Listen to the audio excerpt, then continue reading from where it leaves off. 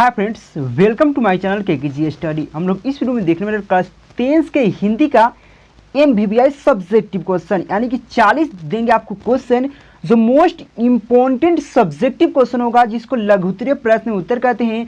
जो आपको 2 मार्क्स में क्वेश्चन पूछा जाता है किताब से, बुक से, उस क्वेश्चन को डील करने वाले हैं। 40 क्वेश्चन डील करेंगे। इससे पहले पार्ट 1 दे रखे हैं, उसको नहीं देखे जाकर जरूर देखिएगा। यह पार्ट 2 होगा। चलिए वीडियो को शुरू करते हैं। देखिए, पार्ट 1 में आपको 10 क्वेश्चन पढ़ा रखिए। पार्ट 2 है 11 नंबर क्वेश्चन से शुरू करते हैं। तो इस वीडियो का फर्स्ट क्वेश्चन है, उस वीडियो से रिलेट करें तो 11 नंबर क्वेश्चन है। तो 11 नंबर जो क्वेश्चन आपके सामने है, संतु मछली लेकर क्यों भागा। यह क्वेश्चन काफी इंपॉर्टेंट क्वेश्चन है और ये BSCB के 2018 के एग्जाम में पूछ रखा है कि संतु जो होता है वो मछली लेकर क्यों भागता है। बताइए, कारण बताना है। तो संतु जो मछली लेकर कुएं में डालने के लिए भागता है। जो कुआं जो होता है बेसिकली, जो हमारे गांव में पोखर कहते हैं, पोखरा कहते हैं, भोजपुरी भाषा में हम लोग पोखरा कह देते हैं।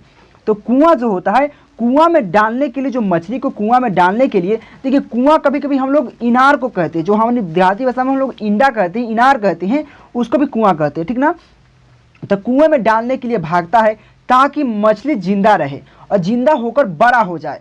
देखिए, संतु बच्चा आदमी को क्या पता, तो संतु सोचता है कि अगर हम जाके मछली को हम कुआं में डाल देंगे तो वह जिंदा रहेगा, साथ में जब जिंदा रहेगा तो बड़ा हो जाएगा। जैसे बचपन में आप लोग क्या करते थे, मछली आता था घर में तो उसको बोतल में पोंछते थे, जो एक शीशा का बोतल जो होता है ना, ठीक ना, तो उसमें हम लोग पोंछते सोचते थे बड़ा हो जाएगा, लेकिन ऐसा बेसिकली होता नहीं है, ठीक ना। तो संतु मछली लेकर क्यों भागता है, तो संतु मछली लेकर कुएं में डालने के लिए भागता है ताकि मछली जिंदा रहे और वह बड़ा हो जाए। समझ में आया होगा। चलिए नेक्स्ट क्वेश्चन। देखिए, आपको बताने का प्रयास करूँ, आपको इस क्लास जो चैनल है केकेजी स्टडी, क्योंकि मेरा 3 चैनल है। केकेजी क्लासेस पे 12 का पढ़ाई होता है, केकेजी स्टडी पे 10 का पढ़ाई होता है, ठीक है ना। तो आपको यहाँ पे ऑल सब्जेक्ट का 10th का आपको प्रिपरेशन कराया जाएगा, आपको प्यार से पढ़ाया जाएगा, समझाया जाएगा। अगर पूरा पढ़ लेते तो आपको 400 प्लस कोई नहीं छीनेगा, आराम से ला पाइएगा, ठीक ना। तो मेरा टेलीग्राम है, उसका लिंक डिस्क्रिप्शन में जाकर ज्वाइन कर लीजिएगा। ये केकेजी क्लासेस का टेलीग्राम है, ये केकेजी स्टडी का है। तो केकेजी स्टडी ज्वाइन कर सकते हैं, केकेजी क्लासेस ज्वाइन कर सकते हैं, दोनों ज्वाइन कर सकते हैं आप। तो ये जाकर टेलीग्राम जरूर ज्वाइन कीजिएगा। तो 2 नंबर जो यहाँ क्वेश्चन क्या है, 12 नंबर जो क्वेश्चन है, बिरजू महाराज अपना सबसे बड़ा जज अपनी माँ को क्यों मानते हैं। देखिए, आपको यहाँ पे एक बात समझाने का प्रयास करूँ। सबसे बड़ी जज क्या होता है हमारे घर में, जैसे कि आप कोई आप बच्चे हैं, तो हम लोग बच्चे हैं तो क्या करते हैं, कोई ऐसा बात बोल देते हैं तो घर में क्या बोलता है, तो बड़का जज बन गया, बड़का मतलब सबसे बड़ा आदमी, घर का सबसे बड़ा आदमी को हम लोग जज कहते हैं, यानी कि सबसे जो हमारा पेरेंट्स होता है। तो बिरजू महाराज अपनी माँ को सबसे बड़ा जज मानते थे, क्योंकि उनके बातों को, उनको ऑर्डरों को फॉलो करते थे। कौन, बिरजू महाराज, ठीक ना।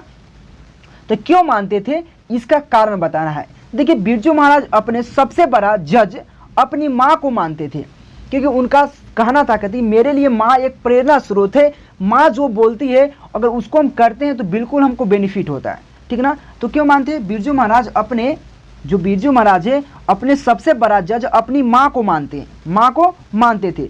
क्योंकि जब कभी वे नाराज मतलब नाच देखती थी, मतलब जो बिरजू महाराज क्या करते थे, नाटक होता है मतलब नाच करते थे ना, तो नाच जब भी उसकी माँ देखती थी तो क्या कहते थे, बिरजू महाराज छिपते थे। मतलब देखिए, यहाँ पे समझाने का प्रयास करूँ। यहाँ पे देखिए, क्योंकि बिरजू महाराज किसको मानते थे, जज अपनी माँ को, तो माँ को सबसे बड़ी मतलब अपना जज मानते थे।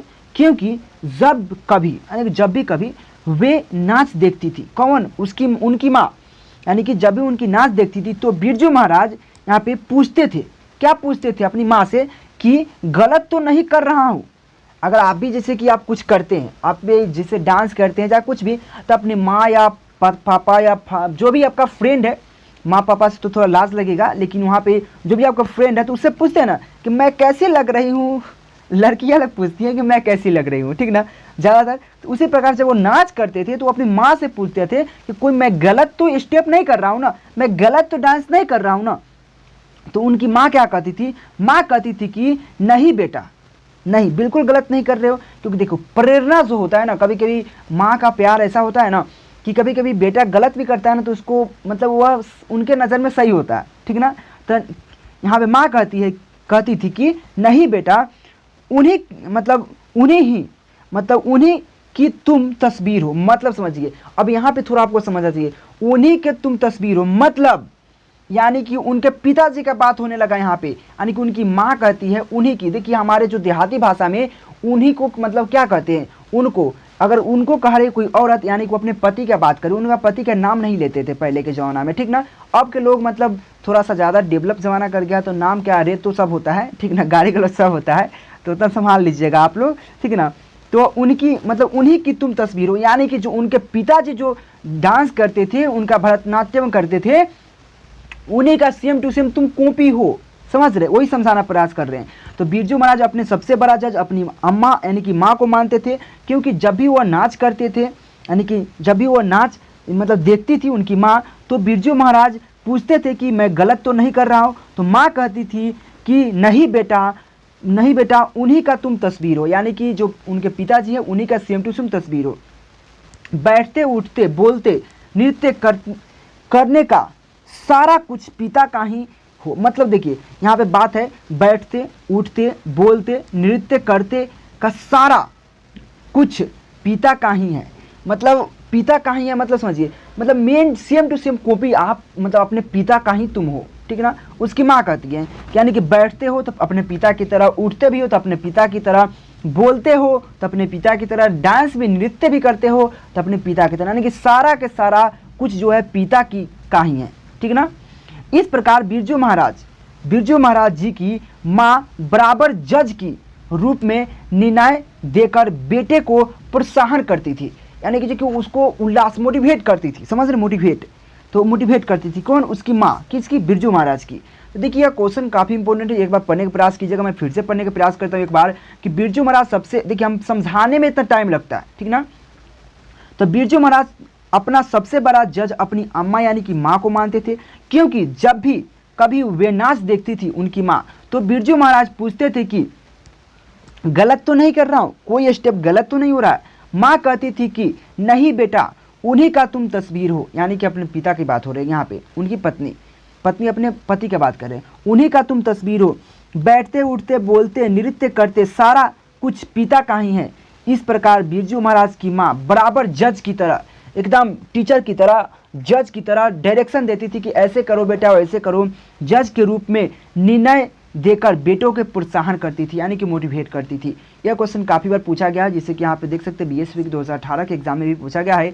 तो एक और बात बता दूँ आपको, अगर आपको इसका नोट्स चाहिए, पीडीएफ चाहिए, तो मेरे एक व्हाट्सएप नंबर है, आपको यहाँ पर नंबर दिखेगा, उस नंबर पे कॉल या मैसेज करके आप ले सकते हैं बिल्कुल आसान तरीक़ा से। और टेलीग्राम ज्वाइन करना मत भूलिएगा, क्योंकि आपको यहाँ पे ऑल सब्जेक्ट का, साइंस हो, सोशल साइंस हो, हिंदी हो, संस्कृत हो, मैथ्स हो, सभी का तैयारी कराया जाएगा। ऑब्जेक्टिव क्वेश्चन हो, चाहे शॉर्ट क्वेश्चन हो, चाहे लॉन्ग क्वेश्चन हो।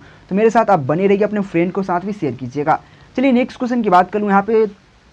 नेक्स्ट क्वेश्चन क्या है, 13 नंबर जो क्वेश्चन है, सीता को अपने घर में घुटन महसूस क्यों होती थी।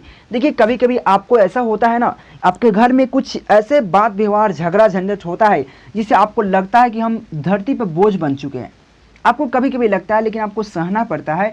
उसी प्रकार से जो सीता थी, सीता एक बड़ी बूढ़ी माँ थी, यानी कि बूढ़ी औरत थी, उसके पति भी मर चुके थे, आपको ही पता है। उनके 3 बेटा थे, और बेटा जो होता था, बेटा क्या करता था, वो झगड़ा करता था कि यह इसमें खाएगा, उसमें खाएगा, इसमें खाएगा।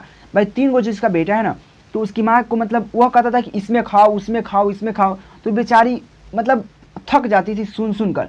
साथ में उसके बहू जो थे, मतलब जो सीता की जो बहू थी, बहू किसको कहते हैं पता है ना, पेट जो बेटा होता है उसके पत्नी को लोग बहू कहते हैं, ठीक ना। तो जो सीता के बहू, तीनों बहू थी, वो आपस में झगड़ती रहती थी, इसलिए सीता को अपने घर में ही घुटन महसूस होता था। ये मोटे मोटे तौर पर समझाएं, समझिए यहाँ पे लाइन बाई लाइन क्या है। सीता 3 बेटे की एक बूढ़ी विधवा माँ थी। देखिए यहाँ पे एक ही लाइन में यहाँ पे 3 बात समझिए। पहला बात, सीता के 3 बेटे थे, आपको ऑब्जेक्टिव में काम आएगा। सीता एक बूढ़ी विधवा माँ थी, यानी कि सीता बूढ़ी भी थी और विधवा माँ थी, यानी कि विधवा मतलब उसके पति मर चुके थे, ठीक है ना। तो सीता के 3 बेटे की एक विधवा माँ थी, माँ है। उसके तीनों बेटे, यानी कि उसके तीनों बेटे माँ के खाने को लेकर, माँ को खाने को लेकर आपस में झगड़ते रहते हैं, आपस में झगड़ते रहते हैं कि तुम खिलाओ, वो तुम खिलाओ, तुम खिलाओ, ऐसे करता है, ठीक ना। तो झगड़ते रहते हैं। उसकी बहू भी, उसकी बहू यानी कि उसके बेटे के पत्नी, ठीक ना, उसके बहू भी आपस में झगड़ती रहती थी, इसलिए उसे अपने ही घर में घुटन महसूस होता था। किसको, सीता को। ये इतना इजी क्वेश्चन है, आपने घर से रिलेट कर सकते हैं। जैसे कि कभी कभी होता है, जैसे कि आपके दादी है और आपके पापा 3 भाई है 4 भाई है जो भी है, और तो आपके दादी में क्या होता है, देखिए बड़े बड़े घर में नहीं होता है, छोटे मोटे घर में जो होता है क्या करते हैं, कहता है कि तुम खिलाओ, इसलिए वो झगड़ा करते रहते हैं। तो क्या बोलेगी आपकी दादी जो होगी, वो मतलब अपने आप को मतलब ऐसा समझेगी कि हम क्या है नहीं है, हम इतना मेहनत किए अपने बेटों के लिए और आज आपस में खाना खिलाने के लिए हमको झगड़ रहा है। तो ऐसा होता है, तो ऐसा नहीं करना चाहिए, ठीक ना। तो आपस में झगड़ते रहती थी, इसलिए सीता को अपने ही घर में वो घुटन महसूस करती थी। और ये क्वेश्चन इतना बार पूछा गया, सोच नहीं सकते। जैसे बीएससीबी की बात करें, बिहार बोर्ड की बात करें, मैट्रिक एग्जाम के 2014, 2017, 2018, 2019 यानी कि लगातार 3 बार पूछा गया है, इसलिए काफ़ी इंपॉर्टेंट क्वेश्चन हो जाता है। इसको स्किप नहीं करना, याद करना है। और इसका पीडीएफ आपको व्हाट्सएप के माध्यम से मिल जाएगा, टेलीग्राम से आकर ज्वाइन कर लेना है केकेजी स्टडी और केकेजी क्लासेस का, ठीक ना। केकेजी क्लासेस पर लगभग 20 से 25 हज़ार स्टूडेंट जुड़ा हुआ है। केकेजी स्टडी पर जाकर ज्वाइन कर लीजिए, क्योंकि वहाँ पर 10th का पूरा मटेरियल आपको मिलेगा, ठीक ना। चलिए नेक्स्ट क्वेश्चन की बात करूं, यहाँ पे 14 नंबर जो क्वेश्चन है बहुत इंपॉर्टेंट क्वेश्चन है। मंगामा की बहू ने विवाद निपटाने में पहल क्यों की। मतलब समझिए, यहाँ पे देखिए, अगर आपको ही देखिएगा बहुत सारा ऐसा जो हमारे मतलब बिहार में ऐसा है, देखिएगा जिसकी माँ को नौकरी लगा हुआ है या उसकी पति नौकरी करते थे, और उसका पति मतलब जो भी आदमी है, कोई भी आदमी है, अगर किसी का पापा नौकरी करते थे पहले और उसके मतलब जो डैड है वो डेट कर गए हैं और उसकी माँ बची हुई है, लेकिन उसकी माँ बहुत बूढ़ी हो चुकी है, लेकिन उनका पेंशन मिलता है। समझिए क्वेश्चन, उनको पेंशन मिलता है, तो देखिएगा उनका सेवा खूब होगा, उसके घर में उसका सेवा खूब होगा। क्यों?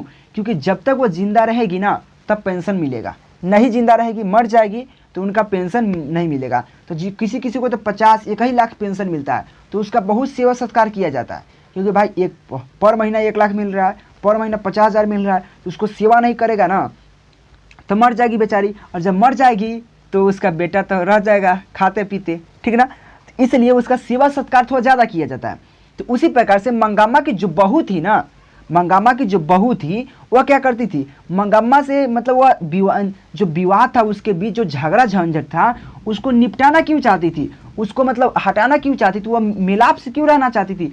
क्योंकि मंगम्मा के पास बहुत सारा पैसा था, मंगम्मा के पास बहुत सारा धन था, इसलिए वह सोचती थी कि अगर हम अपनी सास को, उसकी बहू सोचती थी अगर हम अपनी सास को अगर हम नहीं अपने में रखेंगे तो वह क्या करेगी, वो अपने धन दौलत को दूसरों को दे दी। जैसे कि वह रंगप्पा उसको बार बार पैसा मांगता था मतलब मंगम्मा से, तो दे देती थी। तो रंगप्पा से डरती थी कि रंगप्पा कहूँ मेरी सास जो है उससे कहूँ धन हड़प न ले, इस कारण से वह विवाद को निपटाना चाहती थी। ये बेसिकली कहानी का मेन अर्थ था, आपको समझाने का प्रयास किए। चलिए यहाँ पे देखिए क्या है, रंगप्पा उसकी सास से कहीं धन हड़प न ले, यही सोचकर बहू ने विवाद निपटाने में पहल की। और यह क्वेश्चन 19 और 18 के एग्जाम में पूछा गया है, 2 बार पूछा गया है कि मंगम्मा की बहू यानी कि बहू समझ रहे हैं ना भैया, बहू दीजिए, बहू किसको कहते हैं, जो आपकी दादी है ना, आपकी मम्मी को बहू कहती है, समझ रहे हैं ना। तो वही प्रकार से मंगम्मा की बहू ने विवाद यानी कि उसके दोनों के बीच झगड़ा था, सास बहू के बीच झगड़ा था, समझ रहे, झगड़ा था। तो उसकी बहू ने जो थी वो क्या झगड़ा निपटाने के लिए क्या करती है, उसको पहल क्यों करती है, क्योंकि उसको पता था कि मंगम्मा के पास बहुत सारा धन दौलत है, अगर हम उसको अपने में नहीं रखेंगे ना तो वह किसी और को धन दौलत दे देगी। तो यहाँ पे किसी और का बात नहीं किया गया है, रंगप्पा की बात किया गया है। तो रंगप्पा उसकी सास से कहीं धन हड़प नहीं ले, उसको चुरा नहीं ले, यही सोचकर उसकी बहू ने विवाद को निपटाने की पहल की, ठीक ना। ये क्वेश्चन काफ़ी इंपॉर्टेंट है, और प्लीज़ आप नए हो चैनल को सब्सक्राइब कर लीजिए, बेल आइकन दबा लीजिए, क्योंकि ये काफ़ी इंपॉर्टेंट क्वेश्चन है, ऐसा क्वेश्चन आपको देखने को बराबर मिलता ही रहेगा। तो प्लीज़ आप चैनल को सब्सक्राइब कर लीजिएगा, बेल आइकन दबा लीजिएगा, क्योंकि आपको यहाँ पे बहुत सारा मटेरियल मिलेगा प्लीज़। और टेलीग्राम ज्वाइन कर लेना है आपको, ठीक ना। देखिए यहाँ पे 14 नंबर जो क्वेश्चन है डबल क्वेश्चन हो चुका है, 14 नंबर कोई दिक्कत नहीं। देखिए यहाँ पे 14 नंबर यहाँ भी क्वेश्चन था और यहाँ भी क्वेश्चन आ गया, बोला कोई दिक्कत नहीं है। 14 नंबर जो क्वेश्चन क्या है, माँ मंगू को अस्पताल में क्यों नहीं भर्ती कराना चाहती थी। क्वेश्चन काफ़ी इंपॉर्टेंट है कि माँ जो है अपनी मंगू को अस्पताल में क्यों नहीं भर्ती कराना चाहती थी। देखिए पहला बात, मंगू पागल था, जो माँ मंगू क्या था, पागल था, और वह क्या करता था, जो मतलब बाथरूम जो है या पेशाब जो कहते हैं हम लोग, वो अपने बिस्तर पे ही कर देता था, वह बिस्तर पे ही कर देता था। और इस बात से वो बार बार डरती थी, अगर हम उसको अस्पताल में भर्ती कर देंगे। आप भी एक बार सोच के देखिए, अगर आपके ऐसा जिससे कि आपके घर में कोई मतलब थोड़ा सा दिमाग कम है और उसको कुछ प्रॉब्लम हो गया, उसका तबीयत खराब हो गया है और वह चल फिर नहीं सकता है, अपने दिमाग को यूज़ नहीं कर सकता है, तो वह क्या करेगा, जब भी उसको बाथरूम या कुछ भी ऐसा लगेगा तो वह क्या करेगा, बिस्तर पर ही कर देगा। अगर उसको अस्पताल में भर्ती भी कर देते हैं अगर, तो क्या वहाँ पे आपको ऑलरेडी रहना पड़ेगा साफ़ सुथरा करने के लिए, सेवा सत्कार करने के लिए, ये बात है ना। अगर वो नहीं रहेगा तो उसको सेवा सत्कार कौन करेगा। तो यह इस बात को सोच कर वह डरती थी कि क्या मंगू की माँ तो अस्पताल में भर्ती नहीं कराना चाहती थी। तो बेसिकली इसी पर यहाँ पे देखिए क्वेश्चन कहा गया है, देखिए अपना डिफिनेशन भी लिख सकते हैं। तो माँ अस्पताल की व्यवस्था से मन ही मन कांप जाती थी, क्योंकि देखिए वहाँ पे इतना सारा अस्पताल में मतलब जानवर की तरह मतलब मरीज आया हुआ था। मरीज को देखकर और उसकी व्यवस्था को देखकर मन ही मन उसको पता नहीं मेरा रोआ खड़ा हो गया, उसको देखकर मेरा रोआ खड़ा हो गया। उसी प्रकार से कहता है कि माँ अस्पताल की व्यवस्था को, वहाँ के व्यवस्था किस प्रकार से किया गया था उसकी व्यवस्था का देखकर उसकी माँ थी तो मन ही मन कांप जाती थी। मतलब होता नहीं, उसकी व्यवस्था इतना खराब रहा होगा इसलिए वो मन ही मन कांप जाती थी। वह अस्पताल को अपंग जानवरों की गौशाला के रूप में, देखिए जैसे कि वहाँ पे जो अस्पताल में जो मरीज था ना, अपंग मतलब जिसके पास, अपंग मतलब जो कहते नहीं, जिसके पास हम लोग अपंग समझ रहे हैं ना, अपंग जिसके पास गोर हाथ पैर नहीं है, चाहे कोई पागल है, इसको अपंग हम लोग कह देते हैं। जिसके पास कुछ नहीं है, चल नहीं सकता है, दौड़ नहीं सकता है, देख नहीं सकता है, उसको अपंग कहते हैं, ठीक ना। तो वह अस्पताल को अपंग जानवरों की गौशाला के रूप में, यानी कि वहाँ पे इतना सारा मरीज था ना, जैसे कि लगता था गौशाला है। गौशाला मतलब जहाँ पे गाय रहता है, तो जहाँ पे गाय रखते देखिएगा, इधर कचर बिचर, उधर कचर बिचर, इधर कुछ हो फेंका हुआ रहता है, गौशाला में ही रहता है ना। गौशाला कितना हो प्यारा रखेगा, तो ये में देखिएगा तो इधर बाथरूम कैले रहेगा, इधर पेशाब कैले रहेगा, इधर पानी लगा रहेगा, इधर कुट्टी फेंका रहेगा, इधर लेदी फेंका रहेगा, यानी कि वहाँ पर कोई व्यवस्था नहीं रहता है। आप समझते गौशाला किसको कहते हैं, जहाँ पे गाय को हम लोग पोसते हैं, पालते हैं, ठीक ना। उसी प्रकार से क्या होता है, मंगू अस्पताल की व्यवस्था को देखकर, माँ उसके अस्पताल की व्यवस्था को देखकर क्या मन ही मन कांप जाती थी। वह अस्पताल को अपंग जानवरों की गौशाला के रूप में समझती थी, यानी कि जो उसका जो मतलब होता नहीं कि मतलब जिसको बीमार उमार बहुत सारा है, और वो अस्पताल को ही समझती थी अपंग जानवरों की गौशाला के रूप में वो समझती थी, ठीक ना। मंगू बिस्तर पे यहाँ पे पैखाना पेशाब कर देती थी, यानी कि आपको पता अभी बताया है जस्ट कि उसकी जो मंगू थी वह बिस्तर पे ही क्या कहते पैखाना और पेशाब कर देती थी। और ये अभी पता था कि वो पेशाब करेगी तो क्या होगा, माँ जी को लगता था कि, माँ जी मतलब उसकी माँ को लगता था कि अस्पताल में बिस्तर भीगने पर कौन उसके कपड़े और बिस्तर बदलेंगे। बात सही है, अगर वहाँ पे पेशाब करती है तो उसका बिस्तर को कौन बदलेगा और उसकी कपड़ा को कौन चेंज करेगा। वही प्रकार से यहाँ पे कहा गया है कि अस्पताल में बिस्तर भीगने पर उसके कपड़े और बिस्तर बदलेगा, यानी कि कौन बदलेगा, कौन उसके बिस्तर को बदलेगा, कौन उसके कपड़े को चेंज करेगा। देखिए माँ जी के मन में इसी तरह की विभिन्न प्रकार के प्रश्न उठा करते थे। यही कारण से मंगू अस्पताल में भर्ती नहीं कराना चाहते थे। माँ जो मंगू को अस्पताल में भर्ती नहीं कराना चाहते थे, अभी वही बात बताए हैं, क्योंकि मेन कारण था यही कि अगर वह पेशाब पैखाना करेगी, बाथरूम करेगी, तो उसका कपड़ा कौन चेंज करेगा, उसका बिस्तर कौन चेंज करेगा। यही सोच कर ना उसके मन में, उनकी माँ की मन में बहुत सारा प्रश्न उठता था, बहुत सारा सवाल उठता था। इस कारण से वह मंगू को अस्पताल में भर्ती नहीं कराना चाहती थी। शायद आपको समझ में आया होगा, फिर से मैं एक बार पढ़ने का प्रयास करता हूँ कि माँ अस्पताल की व्यवस्था से मन ही मन कांप जाती थी। वह अस्पताल को अपंग जानवरों की गौशाला के रूप में समझती थी। मंगू बिस्तर पे ही पैखाना पेशाब कर देती थी। माँ को लगता था, या माँ जी को लगता था कि अस्पताल में बिस्तर भीगने पर कौन उसके कपड़े और बिस्तर बदलेंगे। माँ जी के मन में इस प्रकार के विभिन्न प्रकार के सवाल उठते थे। इन्हीं कारणों से वह मंगू को अस्पताल में भर्ती नहीं कराना चाहती थी। आप यह समझ गए होंगे, बहुत प्यार समझ गए होंगे। और ये भी क्वेश्चन 2020 और 2018 के एग्जाम में पूछा गया है। काफ़ी इंपॉर्टेंट क्वेश्चन है। अगर मज़ा आ रहा होगा तो प्लीज़ आप चैनल को सब्सक्राइब कर लीजिए, बेल आइकन दबा लीजिए, क्योंकि इस प्रकार का आपको वीडियो मिलता रहेगा, ठीक ना। चलिए नेक्स्ट क्वेश्चन देखिए। नेक्स्ट क्वेश्चन की बात करूँ, 15 नंबर जो क्वेश्चन आपके सामने, ये भी क्वेश्चन काफ़ी इंपॉर्टेंट है। कविता का समापन करते हुए कवि अपने किन अनुदेश का जिक्र करते हैं और क्यों करते हैं।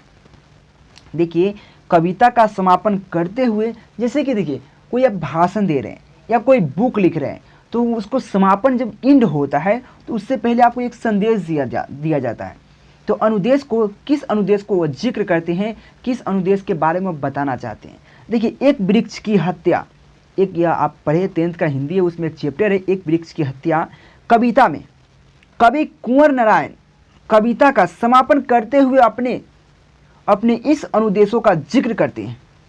देखिए क्वेश्चन बेसिकली क्वेश्चन है, यहाँ पे आंसर इतना लिखा गया कि एक वृक्ष की हत्या कविता में कवि कुंवर नारायण कविता के समापन यानी कि एंड समापन करते हुए अपने इस अनुदेश का जिक्र करते हैं। जिक्र मतलब उसके बारे में चर्चा जानते हैं, चर्चा यानी कि जिक्र कर रहे हैं।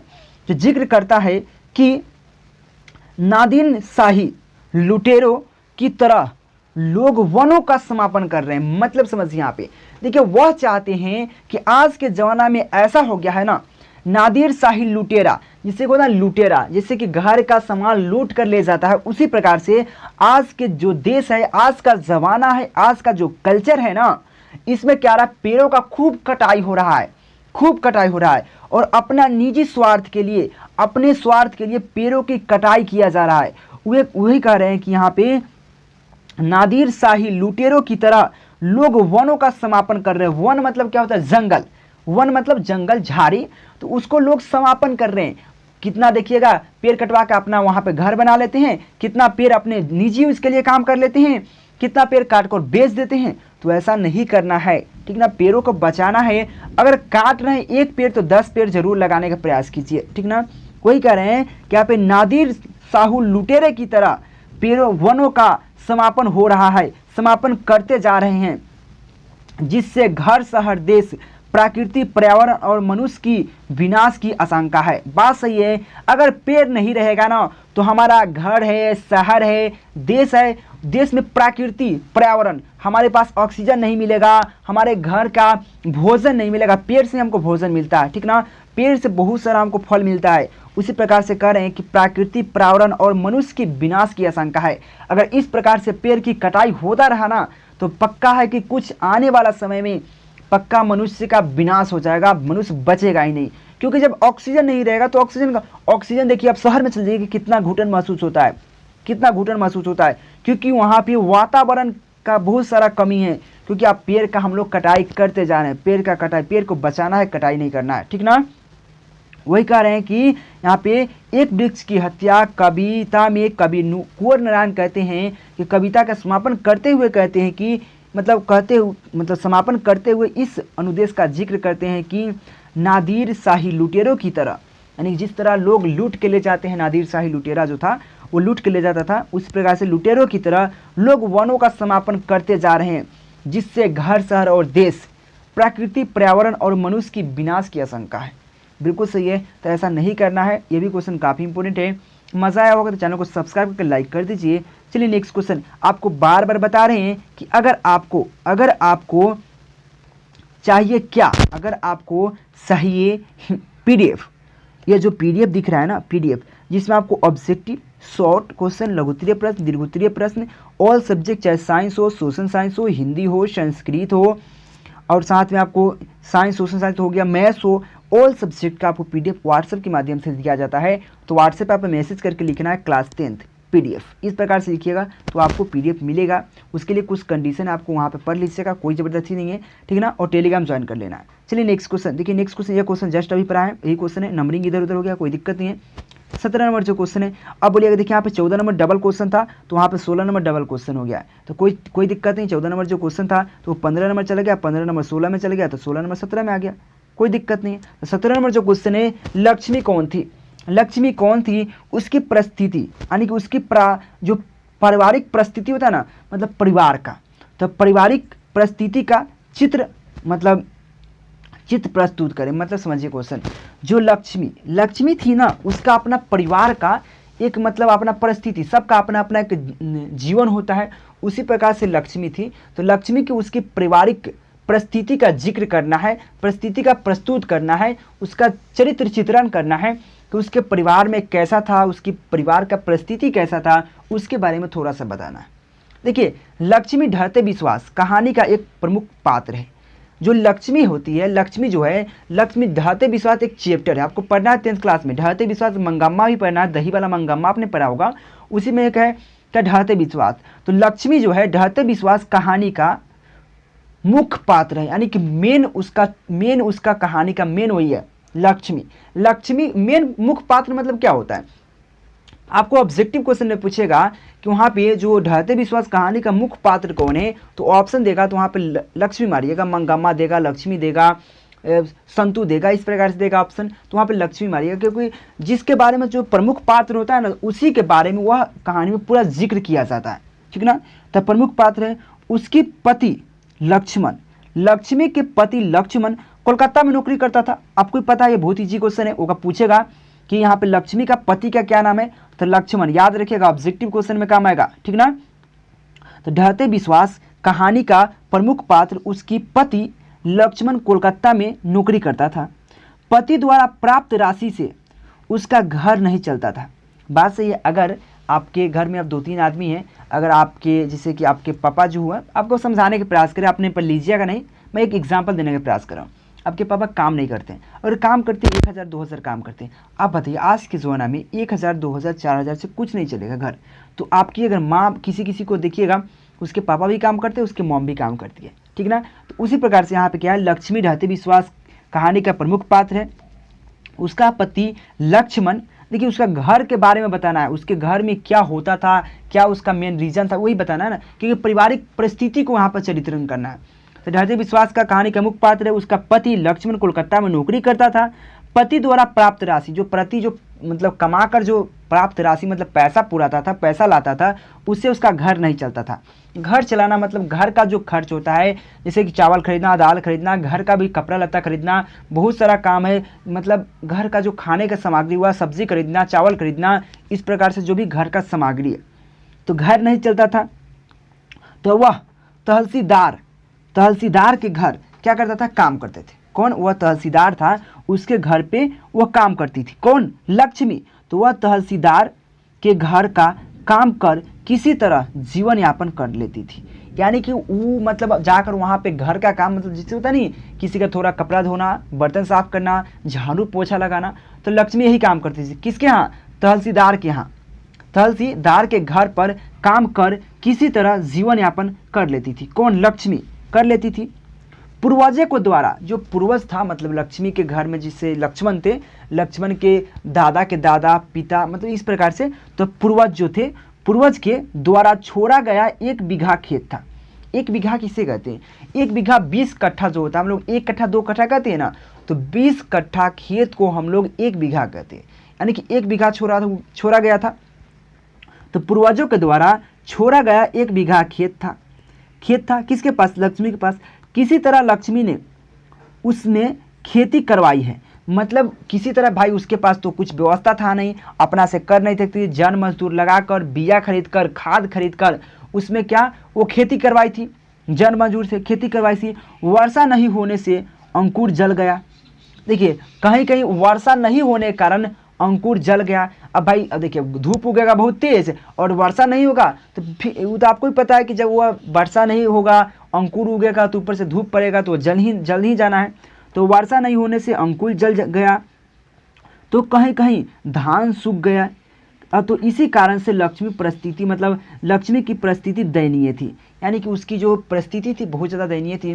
बेचारी इतना मेहनत से कमा कर दूसरे के घर में, मतलब चौखा, लोग कहते हैं ना चूल्हा चौखट, हम लोग घर में तो चूल्हा चौखट करना, समझ रहे हैं, देहाती भाषा या चूल्हा चौखट, ठीक है ना। तो आप समझने का प्रयास कीजिएगा, जैसे कि उसके घर पे जाके बर्तन को साफ़ करना, मतलब पोछा लगाना, झाड़ू लगाना, कपड़ा को साफ करना, ये सब काम करती थी। कौन? लक्ष्मी। तहसीलदार के घर पे, और उसके पति जो काम करके आते थे उससे घर चलता नहीं था, तो ये अपना यापन कैसू कैसू काम करके करती थी और उससे कुछ पैसा बचाकर खेती करवाई थी। वो भी खेती वर्षा नहीं होने के कारण वह डूब गया, क्योंकि खेती करवाई थी और वर्षा नहीं हुआ तो अंकुर जहाँ जहाँ जला वहाँ वहाँ जल गया, मतलब वह अंकुर जो हुआ वह जल गए थे, तो कहीं कहीं धान ही सूख गया, धान सूख जाएगा, धूप में सूख गया। इसी कारण से लक्ष्मी की परिस्थिति दयनीय था। शायद आपको समझ में आया होगा, बहुत प्यार समझाने का प्रयास किए। चलिए नेक्स्ट क्वेश्चन, इसीलिए बार बार बोल रहे हैं, चैनल को सब्सक्राइब कीजिए, बेल आइकन दबाइए और टेलीग्राम ज्वाइन कर लीजिए। केकेजी स्टडी और केकेजी क्लासेस का